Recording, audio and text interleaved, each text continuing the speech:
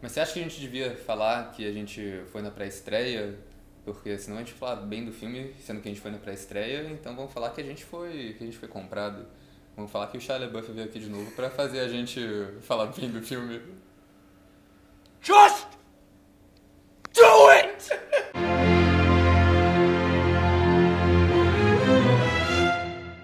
Olá pessoal, bem-vindos a Trecheira Violenta. Eu sou Osvaldo, essa é Karina, e o filme da vez é Morto Não Fala, de 2018, mas sendo lançado agora em 2019. É um filme brasileiro de terror, dirigido por Denison Ramalho, que é um cara que já tinha feito um curta pro ABCs of Death 2, uma antologia. E o filme estrela Daniel de Oliveira, Fabiola Nascimento e Bianca Comparato, que eu acho que fez a série do 3%, mas eu não assisti.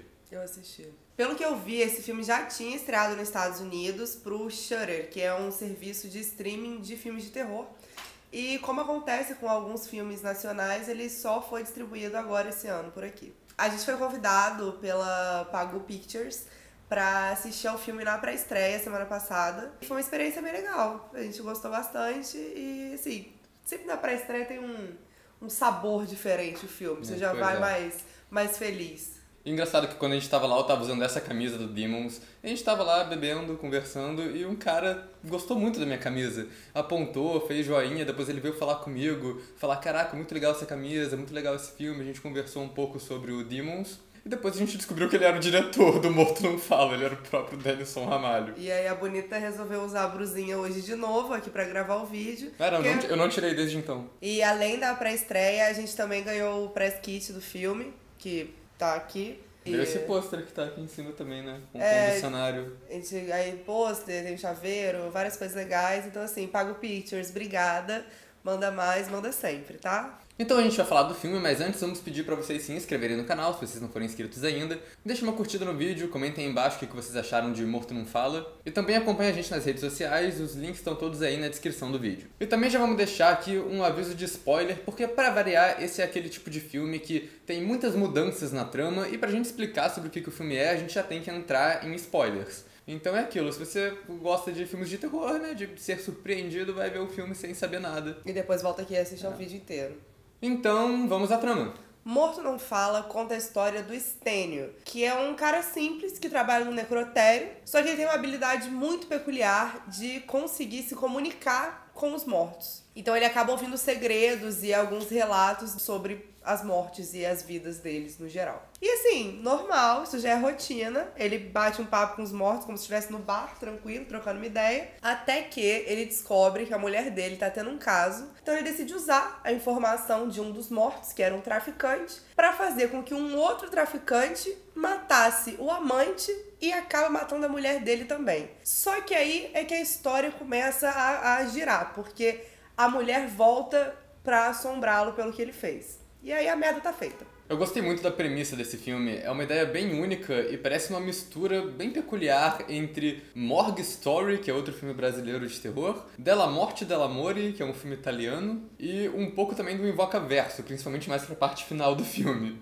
E são três tipos de filme que não tem nada a ver um com o outro e que nem deviam funcionar juntos, mas por incrível que pareça funciona. O filme tem uma estrutura de roteiro que é bem peculiar também. Ele acaba sendo um filme de assombração, só que ele demora pra chegar nesse momento. O personagem principal e todo o drama familiar da história são muito bem construídos, você é bem ambientado, você se envolve com a história mesmo. E a situação toda do traficante e como o ponto de virada da trama acontece é bem original, é bem diferente. Isso tudo acontece bem antes do filme virar um filme de assombração. Essa cena do traficante, eu gostei muito do conceito dela, que é o protagonista tendo que convencer esse cara bem perigoso de que ele é uma pessoa que ele não é, só com base nos conhecimentos limitados que ele teve conversando com o morto. É bem diferente, como você disse. Eu acho que um problema dessa estrutura de roteiro talvez seja que a primeira metade do filme, por causa disso, fica muito mais interessante que a segunda metade do filme, porque essa primeira metade é quando eles usam esse diferencial do filme. O Estênio consegue conversar com os mortos e disso saem situações bem diferentes e bem únicas. A segunda parte do filme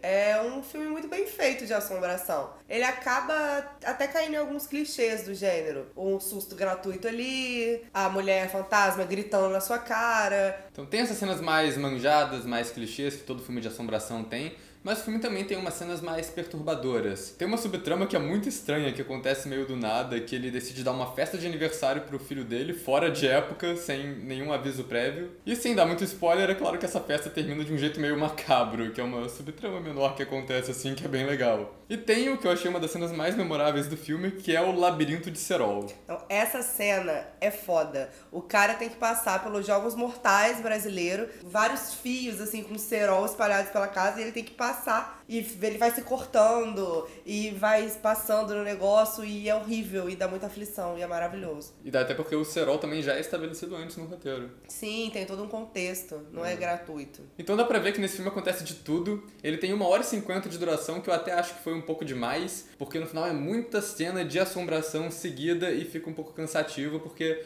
é aquilo, tem as cenas boas como a gente mencionou, mas também tem as cenas que a gente já viu em vários outros filmes. O filme realmente é grande, mas assim, não dá pra culpar o diretor, porque é muito difícil fazer um filme de terror no Brasil. Então quando você realmente tem oportunidade, quando você realmente consegue tirar o projeto do papel, você quer fazer tudo mesmo, é meu momento, eu vou brilhar. E aí, tudo que ele já quis fazer na vida, ele colocou ali, tá certo. Todas as cenas de terror soltas que pensou, vou porra. colocar. E tá justíssimo, tá bom. E uma coisa que eu achei legal é que as cenas mais marcantes, que mais ficaram comigo depois que eu assisti, são as cenas que têm elementos mais brasileiros. Foi essa cena com os traficantes, foi a cena do Labirinto de Serol. E assim, eu não quero cagar regra em filmes de terror nacional e falar que, pô, todos os filmes têm que ter elementos super brasileiros, agora só pode acontecer filme de terror se passando lá no trem do Corcovado. Mas eu gosto quando o filme nacional tem essa ambientação que é muito nacional, né, que é muito nossa e que é bem feita. E esse filme faz muito bem essa coisa, que é uma periferia paulista, eu acho, né? Então ele faz muito bem essa ambientação. Que é isso que eu acho que é a magia, assim, do filme nacional. Você pegar elementos genéricos, mas com uma caracterização ali. Então tem esses cenários brasileiros, né, onde o filme se passa, mas também tem um cenário bem mais de filme de terror, que é o necrotério onde o Stênio trabalha, que também é muito bem feito. Tem umas cenas muito boas que acontecem no necrotério. Inclusive, tem uma cena muito boa que faz essa linha da caracterização brasileira, que é quando começa a chegar muito corpo vítima de um deslizamento. E aí não tem onde eles socarem corpo. E aí a galera vai chegando. Enquanto isso, o Stênio vai ouvindo as vozes de todos os mortos que estão chegando ao mesmo tempo. Isso é uma loucura. Eu nem acho que essa cena afeta tanto a trama geral do filme, mas serve pra mostrar como esse poder, né, entre aspas, do Stênio também serve como um tipo de maldição, né? Porque ele não consegue controlar, ele não consegue ligar e desligar. E como o filme se passa na maior parte nesse necrotério, é claro que ele tem efeitos bons. Tem os manequins e efeitos práticos de gore nos mortos, assim, que são bem legais, bem feitos. Mas o que mais chama atenção é a computação gráfica de quando os mortos estão falando. Eu acho que esse foi um dos melhores usos de computação gráfica que eu já vi assim em filme recente, porque ele tem cara de artificial, mas ele é feito pra ser artificial. Porque é muito fácil a galera só ver esse filme e falar, nossa, efeito digital horroroso, é muito falso. Se fosse pra fazer um morto falando realista, ele só tacava uma maquiagem no ator que tava deitado ali e fazia ele falar as falas dele. Eu acho que eles queriam realmente dar essa sensação de uma coisa meio sobrenatural, que só o protagonista consegue ver. E eu gostei de como eles fizeram isso com um efeito. Talvez se eles tivessem deixado só o ator maquiado falando, ia dar a impressão de que ele tá vivo. E o efeito digital acaba deixando bem marcado, assim, quando que é o morto falando e quando não é. Isso é bom porque tem uma cena mais pra frente do filme, tem um cara que você acha que tá morto, só que não tem o efeito digital. Então você já pensa, peraí, esse cara tá morto não. Uma coisa que a gente geralmente reclama dos filmes nacionais aqui são das atuações meio falsas, mas nesse filme tá todo mundo mandando muito bem. Aqui é tudo muito natural, todo mundo fala do jeito que as pessoas falam normalmente. Isso parece meio idiota de falar até no vídeo, mas é real, sabe? Eu gosto muito quando eu vou ver o filme nacional e eu até demoro um pouco pra entender o que as pessoas estão falando, porque, pô, é assim que acontece, sabe? Eu sei que filme não precisa necessariamente ser tudo, tipo, crível, mas acho que quando você faz uma ambientação tão, tipo, próxima da gente, tem que ser natural, senão a gente não acredita nessa ambientação. Dessa cena que tem uma cena no começo, que é um dos traficantes falando, ele fala, aí eu, gente, que é isso? Que idioma é esse? E é isso que as pessoas falam, eu mesmo não entendo as coisas que eu falo a maioria do tempo. Quê? O Daniel de Oliveira, particularmente, tá sensacional. A construção do personagem dele mostra que ele é um cara apático, que ele tá tipo, tá bom, que ele tá só vivendo, só deixa as coisas acontecerem. E isso faz todo sentido porque o cara houve gente morta. E pra ele é normal. Tipo, ai, que saco esse cara aqui, tá bom, tá bom. O Stênio tem um jeitão meio esquisito, meio deslocado do mundo no geral, né? E o Daniel Oliveira faz isso muito bem. É um cara meio... que tá sempre de cabeça baixa, ele faz o que a galera manda e ao longo do filme ele decide ir tomando mais atitude. Só que isso acaba tendo consequências ruins pra ele. Isso é legal porque o personagem é muito bom. O próprio diretor, antes da sessão começar, falou que um dos objetivos da história era retratar a vida de um trabalhador de necrotério. Que se você parar pra pensar, é uma profissão muito ingrata mesmo. E eu nunca tinha parado pra refletir sobre como que é a vida dessas pessoas, sabe? E isso é muito bem representado no filme, que ele faz um trabalho importante e ninguém se importa. Eu gosto muito do personagem também porque ele não é um herói certinho. Tem muito conflito de moralidade no filme, quer dizer, tudo acontece porque o protagonista pediu a morte de alguém, né? Mas ao mesmo tempo que ele toma essas atitudes ruins, a primeira cena do filme estabelece ele como um cara legal, porque ele ajudando um morto que era indigente a notificar a família dele da morte. Então mostra que ele também é um cara legal. Eu gosto dessa ambiguidade. Ele não é um cara bonzinho, não é um cara malvado, ele é um cara normal. Tá lá. Normal é meio forte, né? Mas tá bom. O filme tem uns personagens secundários bem caracterizados também.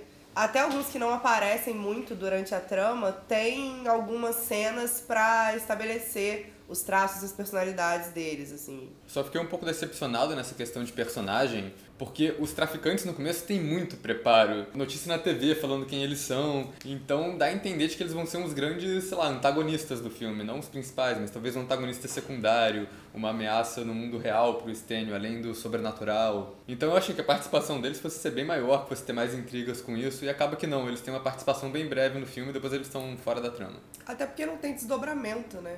O cara vai lá, faz uma gangue, matar um cara que não tinha nada a ver com nada e não acontece nada. E é tipo meio estranho porque tem até aquela coisa, né? Tipo, o segundo em comando do traficante que tinha traído ele. Então ele sabia que o Stênio tava mentindo, mas não falou nada. E os dois trocam olhares e você fala, pô, isso vai dar merda, hein? Mas não foi. Acaba que o filme vira o filme de assombração e esquece um pouco essa trama que tava rolando. Sei lá, eu acho que seria mais interessante, talvez, se tipo, continuasse com os dois, tá ligado? A assombração e a trama meio Cidade de Deus rolando. Eu gosto quando tem essas misturas de gênero, assim, em filme. Além disso, outra coisa que a gente pode pontuar como um problema no filme também, eu acho que é a falta de profundidade do personagem da mulher dele, que acaba sendo o mais próximo de um vilão, né, da história, a vilã da história. Ela era babaca, escrota quando tava viva, e ela é babaca, escrota quando tá morta. E é isso. Eu acho que até tem um pouco de justificativa por ela ser babaca com todo mundo, porque você vê que tem uma história ali, tipo, talvez ela seja assim por causa da apatia do Stênio, ou, quer dizer, quando ela é morta ela tem justificativa pra ser babaca, né, o suficiente. Mas quando ela tá viva tem uma coisa meio implícita ali, mas que eu acho que podia ter também sido um pouco mais elaborada. Acho que não tem mais muita coisa pra gente falar sem dar mais spoiler, né? Fora os que a gente já deu. Mas é um filme que a gente gostou muito, assim, de verdade, de coração. É muito bem feito e tem uma história bem original. Talvez ele dê uma arrastada um pouco no final, mas a gente já falou antes, né? Que justificável. E, no geral, ele é um filme muito bom.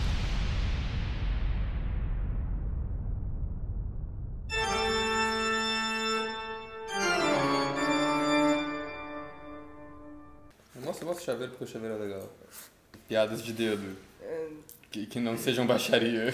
E aí, além de ingresso e do pôster, a gente ganhou também esse chaveiro de dedo, que provavelmente não dá pra ver, vocês tem um borrão aqui, mas é isso. E é mó legal.